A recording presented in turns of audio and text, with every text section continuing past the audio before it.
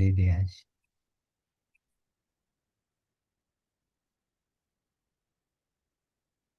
जीवम अजीवम दवम जीर्णवरवसहेण जीर्णनिर्देशं देविन्दविन्दवन्दं वन्दे तं सर्वदा शिरसा।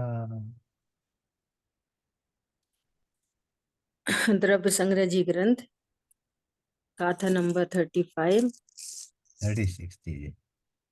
36 सॉरी। और इस गाथा के अंदर अपना विषय चल रहा है भाव निर्जरा तत्व। यहाँ जिस भाव निर्जरा की चर्चा चल रही है वो संवर पूर्वक की निर्जरा है। हाँ जी। संवर भेद विज्ञान से होता है और भेद विज्ञान ज्ञायक के ग्रहण से होता है ना। तो जो जीव भेद विज्ञानी हैं उन सम्यक दृष्टि जीवों की ज्ञानी जीवों को किस प्रकार से निर्जरा घटित होती है और निर्जरा का क्या स्वरूप है सो यहाँ पर कहा जा रहा है। तो मूल में कह दिया कि आत्मा का वो परिणाम जिससे कर्म नष्ट होते हैं उस परिणाम को भाव निर्जरा कहते हैं। हाँ जी। और वो परिणाम क्या है? आत्मिक आनंद, शुद्धि की वृद्धि, शुद्धि उत्पन्न होना, सुख उत्पन्न होना वो संवर, और सुख की वृद्धि वो निर्जरा, ये भाव निर्जरा। तो सुख की वृद्धि होने पर कर्म खिर जाते हैं, उसको द्रव्य निर्जरा कहते हैं। वो द्रव्य निर्जरा दो प्रकार की है, एक सविपाक निर्जरा और एक अविपाक निर्जरा। सविपाक निर्जरा का कारण व्यवहार तप है, अनशन अवमोदर्य आदि शुभ भाव। और अविपाक निर्जरा का कारण है निश्चय तप वीतरागता। ठीक है, हाँ जी। ऐसा। तो अब यहाँ पर कह रहे हैं कि क्या अज्ञानियों को भी तो निर्जरा होती है? तो कह रहे हैं अज्ञानी को निर्जरा नहीं होती। अज्ञानी को निर्जरा तो बहुत उपचार से कही जाती है। उसकी निर्जरा तो वो है जो कर्म स्थिति को पूर्ण करके खिरते हैं, तो उस एंगल से वहां निर्जरा कहते हैं। वास्तव में तो भेद विज्ञान के अभाव से वो द्रव्य निर्जरा को उदय बनाता है, उदय है वो तो, है ना। क्यों? कर्म बहुत क्योंकि आते हैं। उस अगेन कर्म का बंधन होता है। उस निर्जरा को यहाँ पर गज स्नानवत कहा, सो वो निष्फल है। अपन ने छैढाला जी के माध्यम से भी लिया। हाँ जी। निज काल पाए विधि झरना, तासो निज काज न सरना। उससे अपना कोई काम नहीं सरता। जो कर्म उदय में जो अपनी स्थिति को पूरा करके खिरते हैं उससे अपना कुछ काम नहीं सदता। हाँ जी। हाँ जी। अपना काम तो उससे सदता है तप करि जो कर्म खिपावे। निश्चय तप के द्वारा जो कर्मों को खिरा देता है, हाँ जी। बिना फल के जो कर्म खिर जाते हैं वो काम की निर्जरा है। ठीक है। फिर शब्द आया सराग सम्यक दृष्टि और वीतराग सम्यक दृष्टि। तो सराग सम्यक दृष्टि, सम्यक दर्शन तो सराग वीतराग नहीं होता। जिस सम्यक दर्शन के साथ साथ में राग है उसको सराग सम्यक तो कहते, और जिसके साथ में वीतरागता है तो वीतराग सम्यक तो कहते। तो कह रहे हैं जो सराग सम्यक दृष्टि को जो सविपाक निर्जरा होती है है ना। यद्यपि उनसे अशुभ कर्मों का तो नाश होता है, फिर भी जो शुभ कर्मों का बंधन होता है, उन शुभ कर्मों का बंधन स्थिति को घटाने वाला ही होता है, क्योंकि ऐसे जीवों को अब संसार में अधिक रहना ही नहीं है। कौन समझ में आया। और उससे जो पुण्य बंध होता है, वो पुण्य बंध विशिष्ट पुण्य बंध होता है, जिससे वे तीर्थंकर, इंद्र आदि, राजा आदि के का बंधन करते हैं, और जो परंपरा से मोक्ष का ही कारण होता है। उनकी सविपाक निर्जरा कैसी है, परंपरा से मोक्ष का कारण। देखो इस पर भी अपन वो बहुत बहुत गंभीरता से अगर चर्चा करें कि परंपरा से मोक्ष का कारण क्यों, थोड़ी सी चर्चा करें इस पे। अभी अभी विकल्प आया ये ऐसा, अभी अभी कैसा, देखो शुभ भाव और अशुभ भाव पे थोड़ी सी चर्चा करते हैं, हालांकि पहले भी हो चुकी है ना, थोड़ा रिवाइज करते हैं। ये जो शुभ परिणाम होते हैं ना, शुभ हाँ जी। दया दान पूजा पाठ के जो परिणाम होते हैं ना, हम्म, तो शुभ भावों से कर्म का बंधन होता है, हम्म, और अशुभ भावों से भी कर्म का बंधन होता है, हम्म, दोनों से ही कर्म का बंधन होता है। हाँ कर्म की निर्जरा तो वीतरागता से होती है। जी। ठीक है, अब सुनो ध्यान से कि शुभ भावों से घाती कर्म में तो बंधन होता है, हम्म, अशुभ ही, है ना। और अघाती कर्मों में शुभ प्रकृतियों का बंध होता है। जो हम्म, शुभ और अशुभ का भेद है, वो अघाती प्रकृतियों में है। आयु, नाम, गोत्र, वेदनी, इनमें भेद है। अच्छी आयु, शुभ भावों से शुभ आयु, अशुभ भावों से अशुभ आयु। ये क्या होती है शुभ आयु अशुभ आयु। मान लिया, मान लिया मनुष्य गति का बंध हुआ, तो मनुष्य शुभ आयु किसको बोलेंगे, मनुष्य शुभ आयु के अच्छी आयु प्राप्त की, भाई 50 60 70 साल वो जिया, हाँ उसको शुभ आयु बोलेंगे। और मनुष्य में तो आया और अल्पकाल में मर गया, हाँ, गर्भ में ही मर गया, 2 4 साल तो रह के मर गया।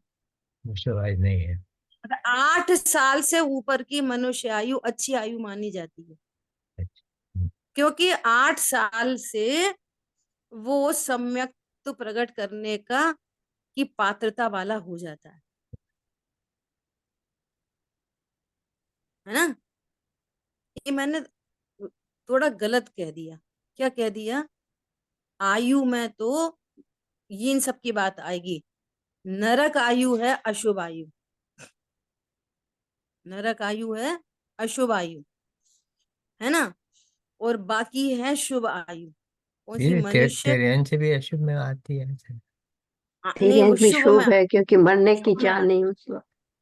शुभ में आती है शुभ ना। में आती है, अच्छा। तो ये जो भेद पड़ते हैं ना, हम्म, ये ऐसे भेद पड़ते हैं अच्छा अच्छा। शुभ और अशुभ भावों के। शुभ भाव होगा तो शुभ आयु, अशुभ भाव होंगे तो अशुभ आयु। शुभ भाव होंगे तो वैसा नाम कर्म, सुंदर शरीर, स्वस्थ शरीर, और अशुभ भावों से कुरूप शरीर, अस्थिर नाम कर्म की प्रकृतियां बंधेंगी अशुभ भावों से। शुभ भावों से उच्च गोत्र, अशुभ भावों से नीच गोत्र। शुभ भावों से साता वेदनी, अशुभ भावों से असाता बीमार है, वेदनी। बीमार रहेगा। हाँ, तो है ना। हम्म, तो ऐसा शुभ अशुभ भावों से अघाती कर्मों में ऐसा भेद पड़ेगा। और घाती कर्मों में क्या भेद पड़ेगा, घाती कर्मों में तो शुभ भावों से भी कर्म बंधेगा और अशुभ भावों से भी कर्म बंधेगा घाती कर्मों में। समझ में आ रही है बात? अच्छा, हाँ जी। कर्म कितने, द्रव्य कर्म कितने प्रकार के? बोलो प्रीति, द्रव्य कर्म कितने प्रकार के होते हैं मूल में? प्रकार के 2 प्रकार के, घाती अघाती। ठीक है, घाती कितने प्रकार के? 4 प्रकार 4 प्रकार के। हम्म, और अघाती भी हाँ। 4 प्रकार। घाती कर्म बराबर। में आएंगे ज्ञानावरण, दर्शनावरण, मोहनी मोहनीय और दर्श अंतराय। और अघाती में हम्म, आएंगे वेदनीय, आयु, आयु, नाम और नाम, गोत्र। ठीक है। हम्म, तो शुभ भावों से घाती कर्म बंधेंगे, तो घाती कर्म तो बंधेंगे शुभ भावों से, लेकिन कैसे बंधेंगे? कुछ तो डिफरेंशिएशन आएगा ना शुभ अशुभ से। हम्म, सुनो, शुभ भावों से घाती कर्म मंद बंधेंगे, मंद। और अशुभ भावों से घाती कर्म तीव्र बंधेंगे। अपन किस टॉपिक पे बात कर रहे हैं, कोई बता सकता है? बता किस टॉपिक पे बात कर रहे हैं? द्रव्य शुभ भाव ये कर्म शुभ भाव परंपरा से मोक्ष का कारण कहते हैं। परंपरा से हाँ, मोक्ष का कारण। मीनल बहन जी क्या बोल रहे हैं? ज्ञानी अज्ञानी जीवों की कर्म निर्जरा की बात चल रही है। अपन इस टॉपिक पे बात कर रहे हैं कि सविपाक निर्जरा, ज्ञानियों की सविपाक निर्जरा कैसे परंपरा से मोक्ष का कारण है। इस टॉपिक पे बात कर रहे हैं अपन। परंपरा से मोक्ष का कारण कैसे बनेगा, उस पे बात कर रहे हैं। ठीक है। तो शुभ भावों से घाती कर्म कैसे बनेंगे? मंद मंद। मंद। और अशुभ भावों से कैसे बनेंगे? तीव्र। केवल तीव्र। अब मंद और तीव्र ख्याल में आ रहा है? मंद और तीव्र कैसा है? ज्ञानावणी तीव्र बंधेगा तो ज्ञान का क्षयोपशम हीन हो जाएगा। तीव्र कषाय से ज्ञान एकदम ढक्कन बंद समझ लो, ज्ञानहीन हो जाएगा। अपन ऐसे देखते हैं ना, जिसको बहुत तेज गुस्सा आती है ना, वो क्रोध के काल में उसे कुछ समझ नहीं आता, सही गलत का फैसला नहीं कर सकता, हितैषी अहितैषी का फैसला नहीं कर सकता। कोई हितैषी भी बीच में आए ना तो उसके ऊपर गुस्सा कर दे। तीव्र कषाय में ज्ञानावणी कर्म का तीव्र बंद होता है, क्षयोपशम मंद हो जाता है, उदय तीव्र हो जाता है, उसका तीव्र बंद होता है। समझ आई बात? मोहिनी, पहले से ही तो मिथ्या दृष्टि था और अभी और तीव्र कषाय से, अशुभ भावों से दर्शन मोहिनी और तीव्र बंधेगा। अब इसकी छुट्टी पड़ने का मामला और दूर चला गया। तीव्र कषाय से चारित्र मोहिनी और तीव्र बंधेगी। मिथ्या तो गहरा हो जरा गया। जरा सी बात में इसको क्रोध मान माया लोभ उत्पन्न होंगे, क्योंकि तीव्र बंद हो रहा है। अंतराय तीव्र बंधेगा, इसको लाभ दान लाभ भोग भोग में हर बात में अंतराय पड़ेगा। अशुभ भावों से घाती कर्म तीव्र बंधेंगे सही। और घाती अघाती वे सारी अशुभ प्रकृतियां बंधेंगी आयु नाम गोत्र वेदनी में। ठीक है। हम्म, शुभ भावों से, शुभ भावों से घाती अग- कर्म तो अभी भी बंधेंगे, लेकिन अगाते मंद कर्म बंधेंगे। घाती कर्म मंद बंधेंगे, अगाते है ना। कर्म शुभ और बनेंगे। उधर अघाती में शुभ प्रकृतियां बंधेंगी। सही। ठीक है। अब एक एक मिनट के लिए अभी घाती को साइड में करके अपन अघाती पे थोड़ी सी चर्चा करें कि अघाती में शिव प्रकृति बंधी कब कहलाएगी?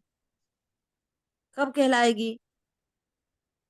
सात तब आशा है। कहलाएगी कि हमको जिनेंद्र देव मिल गए, हम्म, हमको वीतरागी अति पुण्य उदय मम आयो।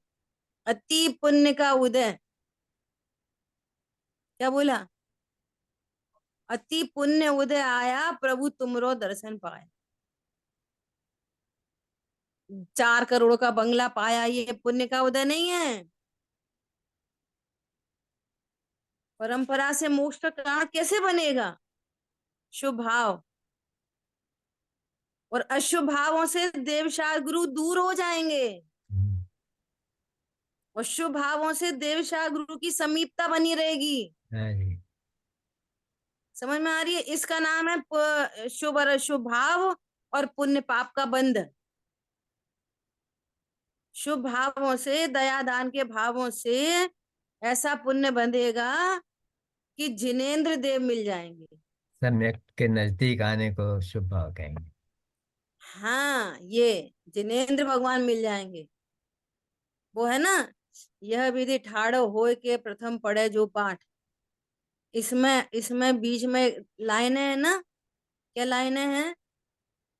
राग सहित जग में रुल्यो, मिले सरागी देव, वीत राग भेट्यो अभय, मेटो राग कुटे। ओहो, पहले तो मैं राग सहित जग में रुलता रहा तो मुझे सरागी देवी देवता मिले।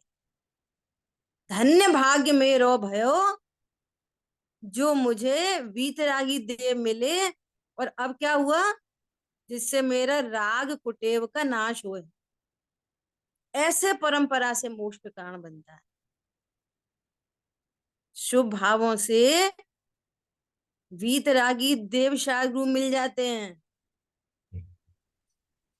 तो जो क्या होता है परंपरा से? मोक्ष मोक्षा, का कारण बनता है। बहुत सुंदर जी। और घाती कर्मों में क्या होएगा? घाती कर्मों में सम्यक दृष्टि की बात चल रही है ना, तो सम्यक दृष्टि को अप्रत्यक्षान का बंद होएगा। तो कैसा बंद होएगा? मंद बंद। तो यहां से आयु पूर्ण हुई और कहाँ पहुंचे? स्वर्ग आदि में, वैमानिकों में। और वहां पहुंचते से ही उठे, ओहो मैं 16वें स्वर्ग में आ गया। चलो चलो नंदीश्वर दीप चलो। ऐसे भाव आएंगे।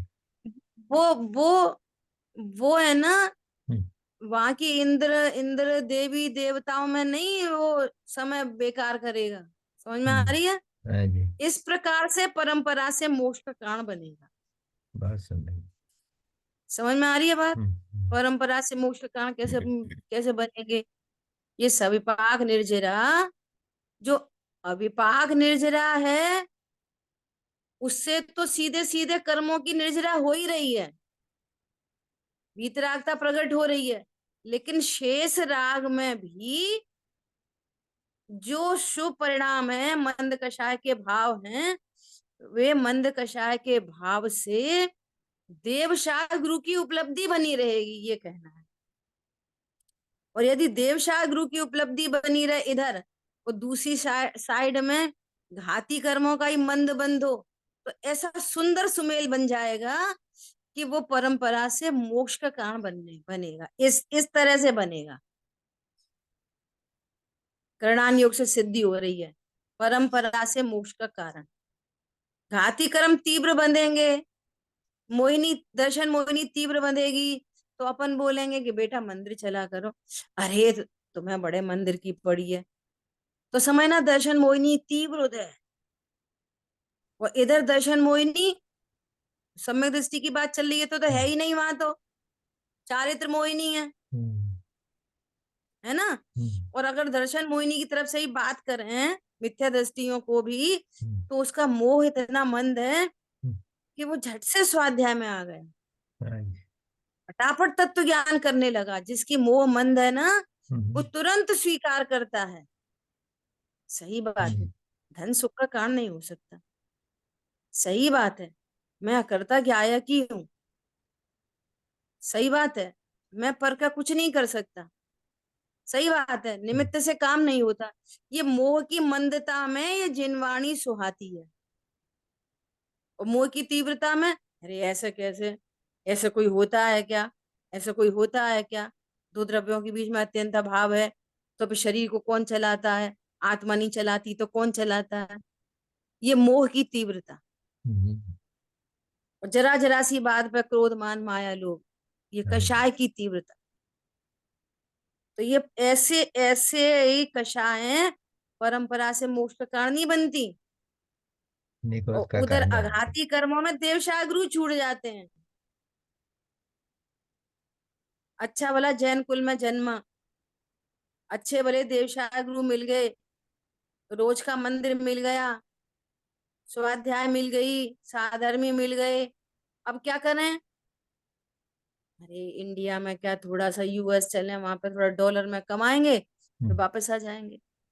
हम्म, समझ में आ रही है बात? हाँ जी, ये उसको और मिथ्या दृष्टि जीवों को वो ही पुण्य का उदय लगता है।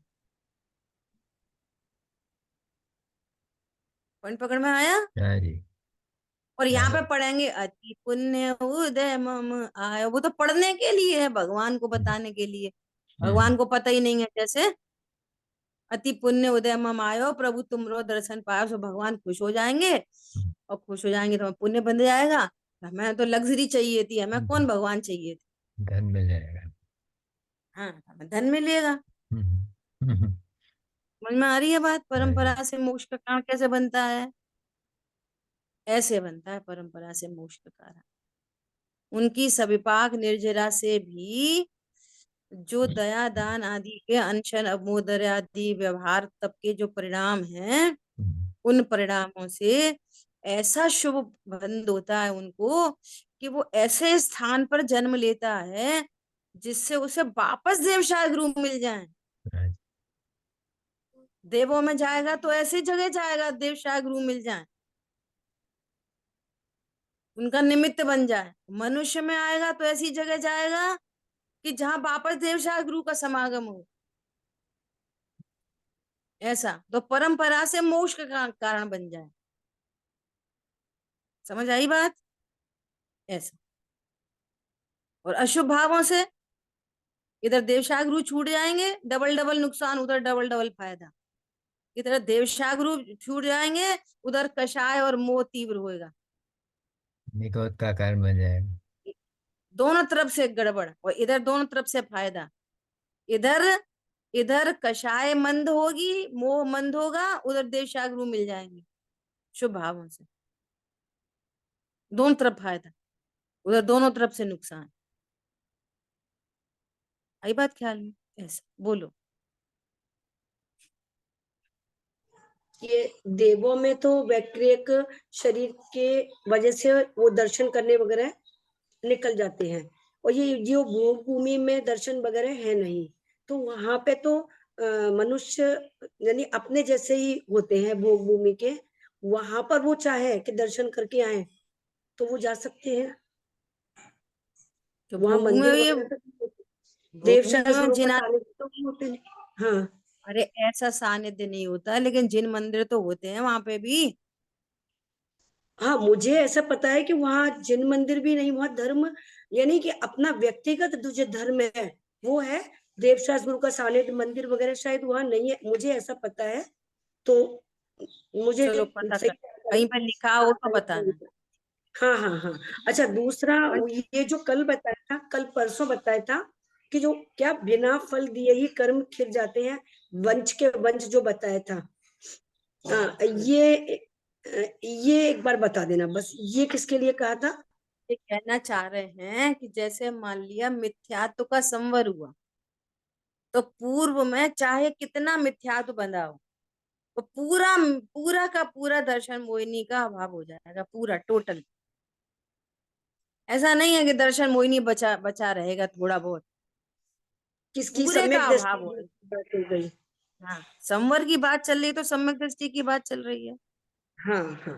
अनंतानुबंधी का अभाव होएगा तो पूरे ही हम्म अनंतानुबंधी चली जाए, हम्म।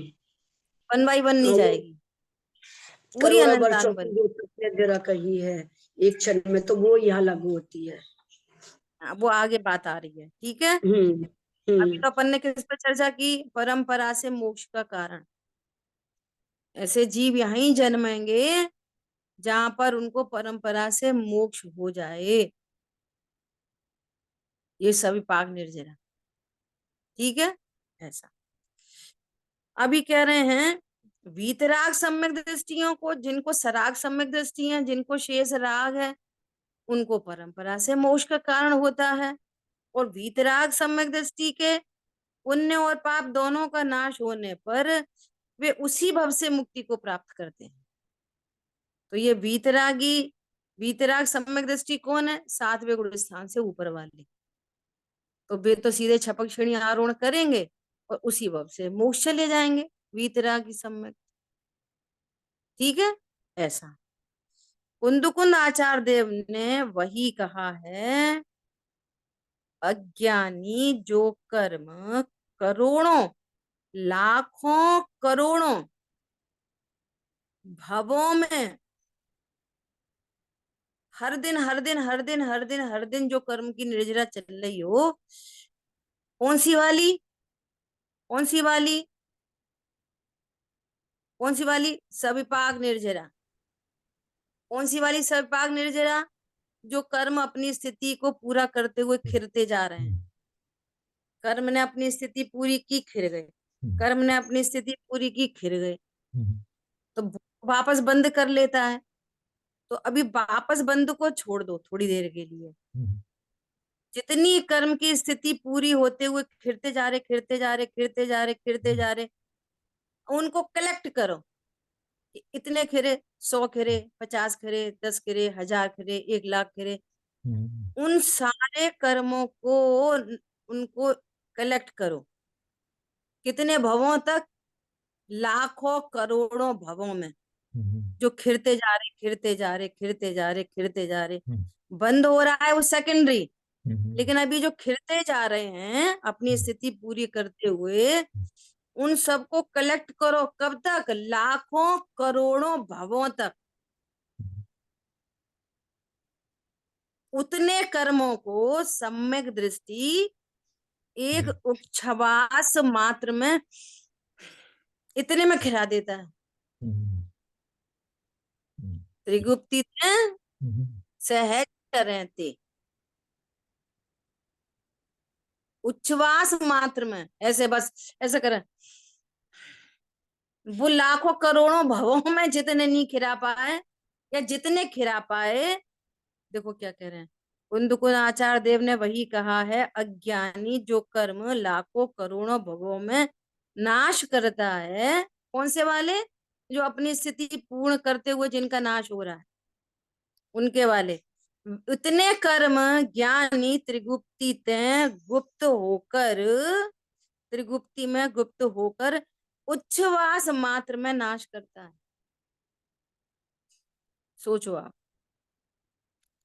करोड़ों करोड़ों भवों, यहाँ लाखों करोड़ों भव बोला है। करोड़ों करोड़ों भवों में जितने कर्म खिरते हैं, ऐसा नहीं है, इसका उल्टा अर्थ नहीं निकालना। कभी पहले मुझे ऐसे ही समझ में आया था कि आखिर अज्ञानी ने लाखों करोड़ों भवों में खिराई लिए ना, दर्शन मोहिनी खिराई ली ना लाखों करोड़ों भवों में।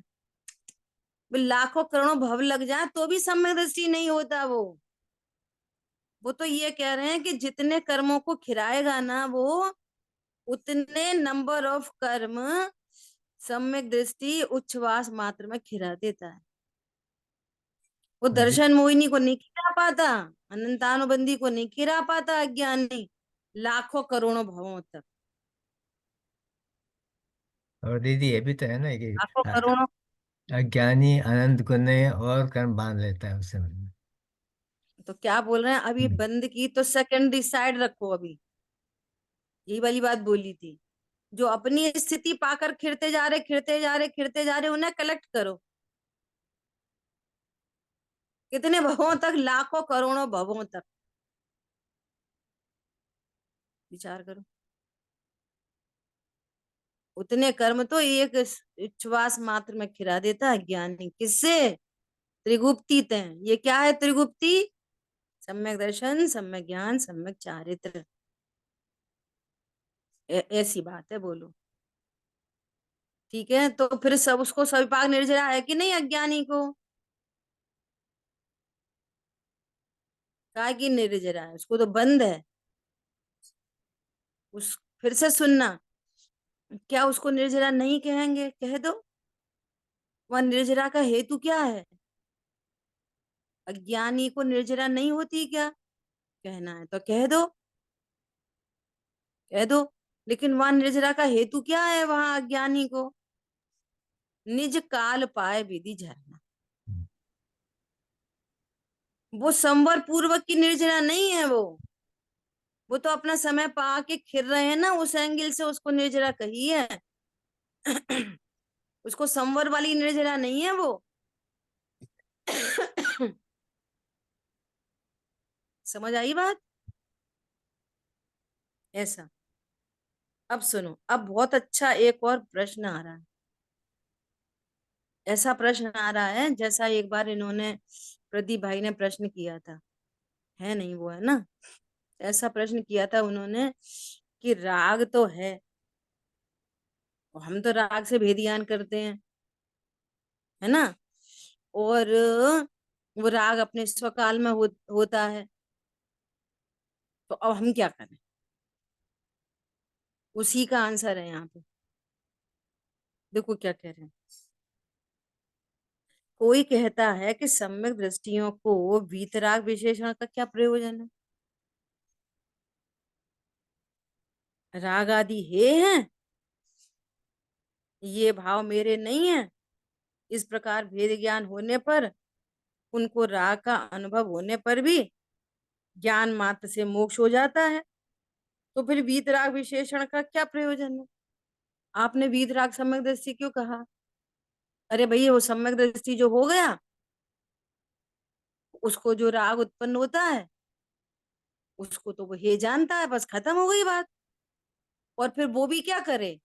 राग तो उसको हो होने योग्य होता है, वही होता है। पॉइंट पकड़ में आया? तो आप वीतराग सम्यक दृष्टि क्यों कह रहे? तो कितना गजब का समाधान दिया है, बहुत सुंदर समाधान है। देखो क्या कह रहे हैं। जिन जिन शासन में क्या कहा गया है, इससे इंपॉर्टेंट होता है क्यों कहा गया है। जैसे ऐसा कहते हैं ना कि गुणस्थान प्रमाण राग आदि होते हैं, गुणस्थान प्रमाण राग आदि होते हैं, है ना? तो ये वाली बात क्यों कही है? ये समझता है कि मैं राग आदि मिटा लूंगा, कम कर लूंगा, ज्यादा कर लूंगा, ऐसा नहीं करूंगा। तो कहते हैं भैया, वे रामचंद्र जी रो क्यों रहे? वे रामचंद्र जी लड़ क्यों रहे? वे भरत चक्रवर्ती 96,000 को क्यों भोग रहे?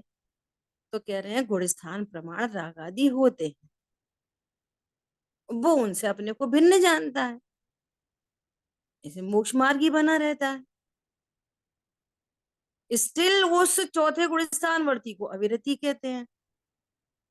देखो वे मुनि भगवान साक्षात मोक्ष मार्गी। समझ आ रही है बात?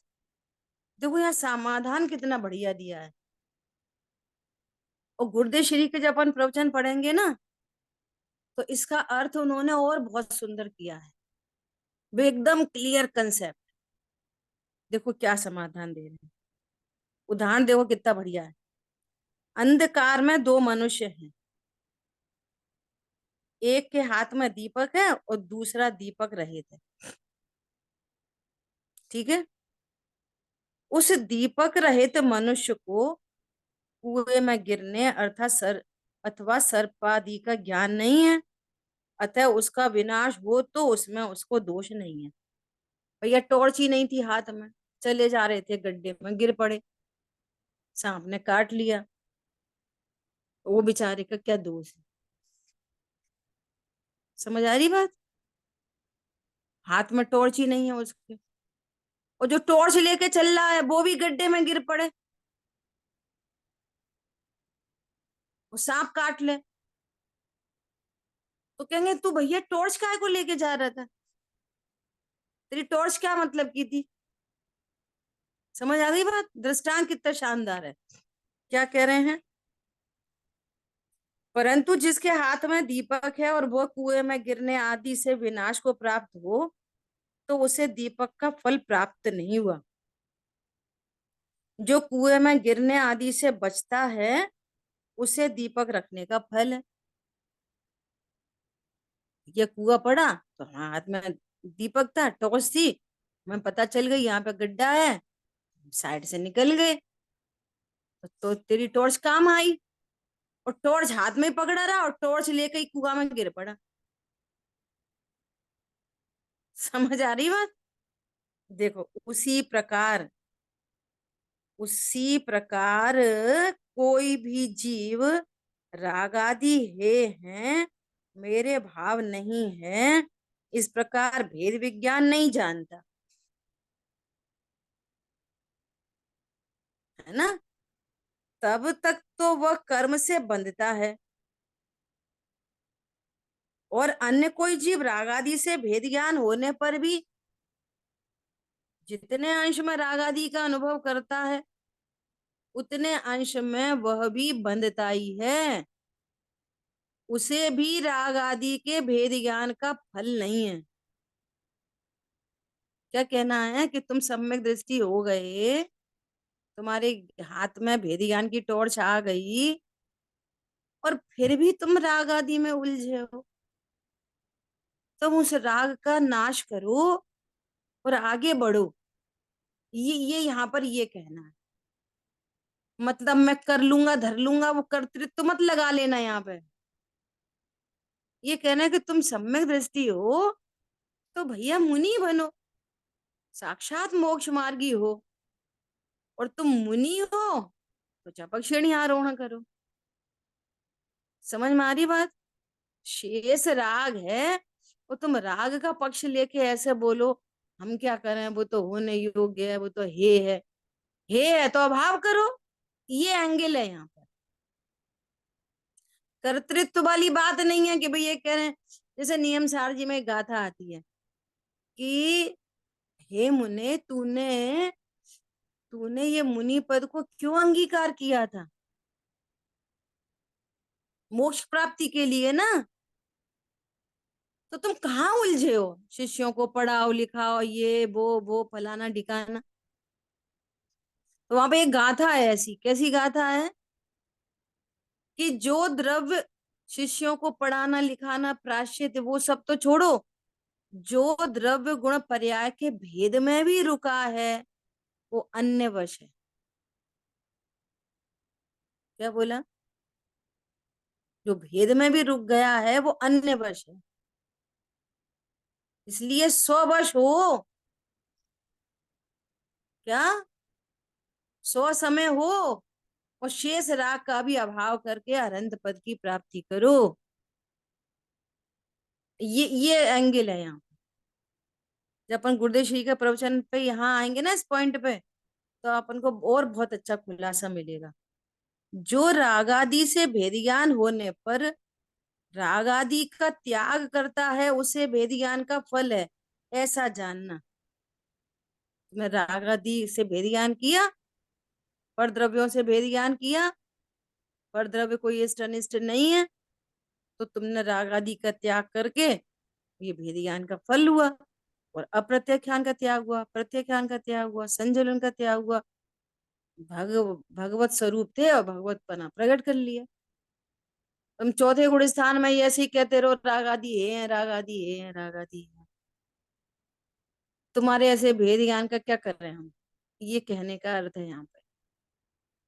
एक एंगल है कहने का, ये एंगल है कि जो वीतराग सम्यक दृष्टि होते हैं, वे उसी भव से मोक्ष चले जाते हैं। और जो सराग सम्यक दृष्टि हैं, उन्हें 2-4 भव लग जाते हैं फालतू में ही। भले ही परंपरा से वो भी मोक्ष का कारण बनेगा, 2 भव लग जाए, 4 भव लग जाए, उन्हें इतना सा विकल्प आया कि ये मुनि कैसे इस उपसर को सहन करते होंगे, तो सर्वा सिद्धि चले गए। कितने कितने साल के लिए? 33 सागर समझते हो क्या होता है 33 सागर? संख्यात अनंत। असंख्यात नहीं, अनंत। 33 सागर मतलब प्रीति, एक सागर और सागर का भी पल्य कितने कितने, 10 कोड़ा कोड़ी पल्योपम का एक सागर, 10 करोड़ ऑफ करोड़ करोड़ टाइम्स पल्योपम, करोड़। करोड़ इंटू करोड़ इंटू 10 पल्योपम इक्वल टू एक सागर। तो वो पल्योपम कितना होता है, पल्योपम कि उतना कितना बड़ा, इतना बड़ा गड्ढा खोदो, बिहार के इतना बाहर। गहरा खड्डा, गहरा, इतना चौड़ा, इतना ऊंचा, है ना। और उसमें भेड़ के हाल के जन्मे बच्चे के उसका अग्रभाग, पूरा बाल नहीं, पूरा बाल नहीं, अकेला अग्रभाग, उससे उस गड्ढे को भरो, पूरा पूरा भर जाए। फिर पूरा भर जाए ना, फिर 100 साल में एक बाल निकालो। अनंत सारा।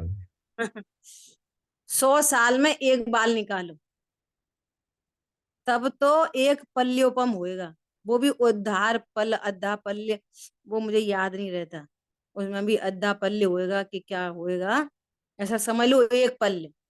फिर उतना एक पल्य, उस ऐसे ऐसे करोड़ पल्य, और फिर वैसे करोड़ पल्य, फिर 10 ऐसा मल्टीप्लाई करते जाओ, तब एक सागर होता है। और ऐसे 33 सागर के लिए गए हैं वे वहां पे। अनंत अनंत काल। समझ में आ रही है? जैसे हम निगोद के लिए बात करते हैं ना, एक श्वास में 8-10 बार, ऐसे वे सरवार सिद्धि के देव कहते हैं, ये मनुष्य अभी तो मरा था, फिर मर गया, फिर मर गया, फिर जन्मा, फिर मर गया। समझ में आ रही है? उनके 33 सागर में कितनी मनुष्य आयु,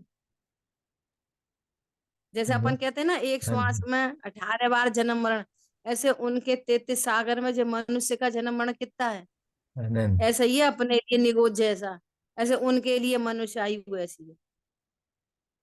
अभी 80 साल तो है, अभी 80 साल में मर गया, बस इतने से। जैसे अपन कह रहे हैं कि एक श्वास में 18 बार, वे कह रहे हैं 70 साल में ही। तो 33 सागर। समझ में आ रही है बात? बोलो ऐसा काल,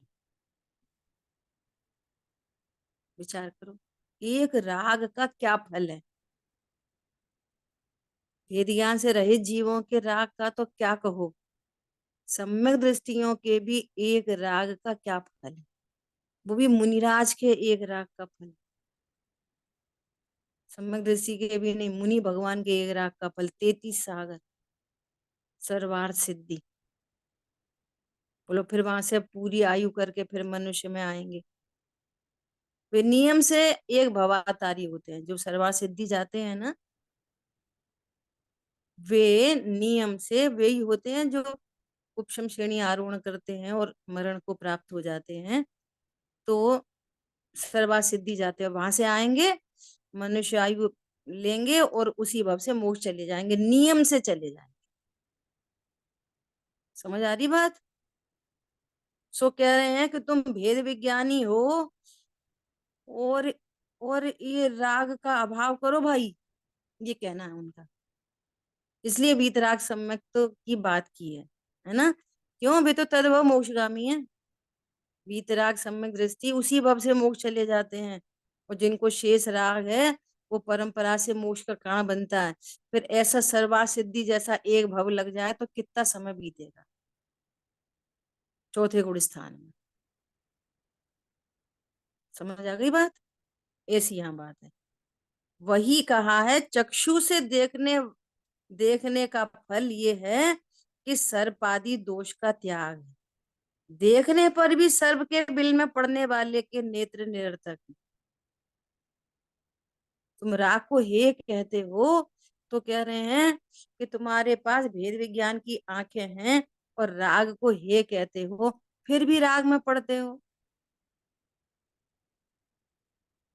ऐसी बात थी। ठीक है। इस प्रकार निर्जरा तत्व के व्याख्यान के एक सूत्र से चौथा स्थल पूर्ण हुआ। अब गुरुदेव श्री के प्रवचन को अपन देखेंगे, है ना। हाँ जी। बहुत सुंदर चर्चा है, अपन चाहें तो वर्ड टू वर्ड पूरा पढ़ ही रहे हैं। गाथा ये बहुत इम्पोर्टेंट है ना। फिर भी आप लोग एक बार स्वाध्याय करना जरूर, खुद से पढ़ के आना। क्या बोला? खुद से गुरुदेव श्री का प्रवचन पढ़ के फिर आना कल। किसमें बुआ जी, किसमें ठीक है? यही वाला गाथा 36 पर प्रवचन है यही आगे? हाँ हाँ आगे, ठीक है। कम से कम हमारे दो पास पेज, तो कम से अलग कम 2 ग्रंथ पेज है। पढ़ना है, क्योंकि एक दिन में 1 या 2 पेज होते हैं, तो रोज 2 पेज पढ़ गया। हाँ हमारे पास तो अलग ग्रंथ है और हम तो यहाँ पीडीएफ में ही देख कर पढ़ रहे हैं। और इसके अलावा बीच में ही हमने अटेंड किया है, जब से शाम की क्लास बोला ना, कुछ महीने हो गए, तब से बीच में अटेंड किया है। तो तो अपन 36 तो गाथा ही तो बोल रहे हैं, पीडीएफ से पढ़ लो, उसमें क्या है। हाँ हाँ, तो जब क्लास आती है उसी समय पे पढ़ने को हो रहा है। नहीं, आप अच्छा, डाउनलोड इसका करो ना ये अभी आत्मधर्म बोल पे। हाँ ठीक है, हाँ हाँ ठीक है ठीक है। या 2 पेज पढ़ो प्रवचन के पहले, हाँ हाँ हाँ वही जी हाँ जी आएंगे, वही कवर हो जाएगा, ज्यादा समय नहीं लगेगा 2 पेज पढ़ने में। हाँ जी, बिल्कुल बिल्कुल वाणी पढ़ते के हैं। ज्ञान से सूझे लोकालो, सो वाणी मस्तक नमो सदा दे धो। मयी जिनवाणी माता की जय। जय हो। जय जिनेन्द्र सभी। जय जिनेन्द्र जय जी। जिनेन्द्र। सभी को जय जिनेन्द्र। जय जिनेन्द्र। जय जिनेन्द्र।